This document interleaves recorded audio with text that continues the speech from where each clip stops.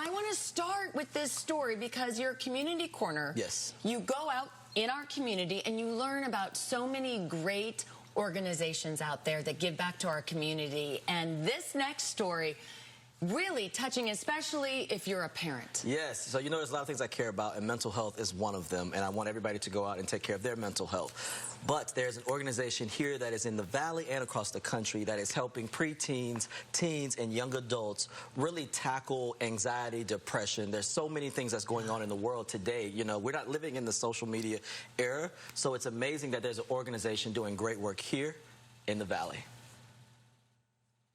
Where do you feel like you would be if you never crossed paths with Embark Behavioral Health? Do you want the honest answer? Honest answer. Dead. I don't think that I would have made it past that summer. Embark Behavioral Health has been a trusted leader in adolescent and teen behavioral health for about 25 years.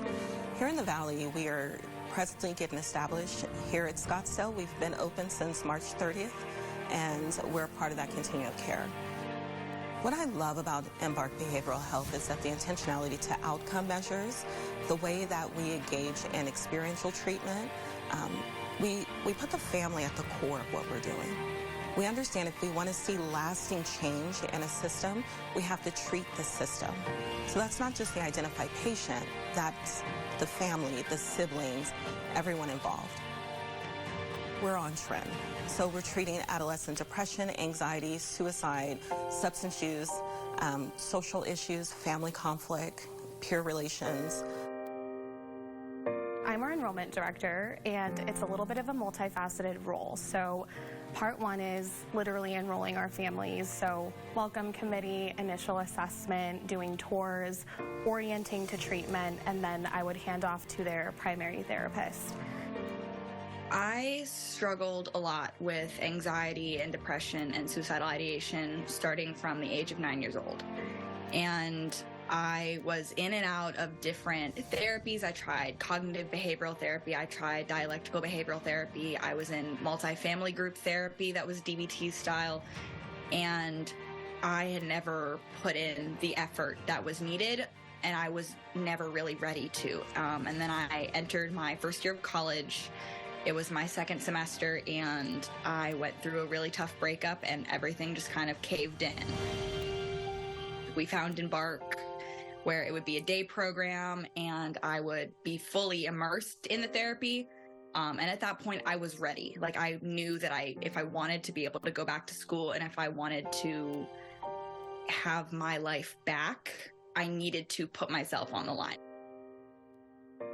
Embark helped me figure out that there was a way around that I could edit and adjust my plan. I didn't have to have things exactly as I wanted them to be when I was 5. But without Embark, I don't think that I would have had the ability to see that. So I'm really grateful for them, everyone at the program.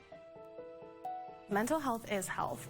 And so when we're talking with families about treatment, I try to really destigmatize this concept of mental health being scary or foreign or overwhelming or attached to shame, and really talk about this is holistic wellness. And just like we take care of our physical bodies and working out or choosing foods that we like, we also want to talk about our minds and our nervous systems. And so mental health is health. And so really deconstructing that concept has been helpful and allows families to know that you can show up as you are.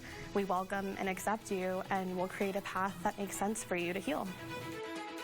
We offer here at Embark Scottsdale an intensive outpatient program, and so that is group therapy 4 days a week for 3 hours for both adolescents and young adults. And in addition to that, we can do psychiatric medication management, and that includes individual and family sessions as well. And so from a modality perspective, we do a combination of trauma-focused cognitive behavioral therapy, dialectical behavioral therapy, and then a big chunk of our work is utilizing experiential therapy, which is essentially a therapeutic approach rooted in really getting hands-on and recreating the experiences and the spaces that we're struggling the most with.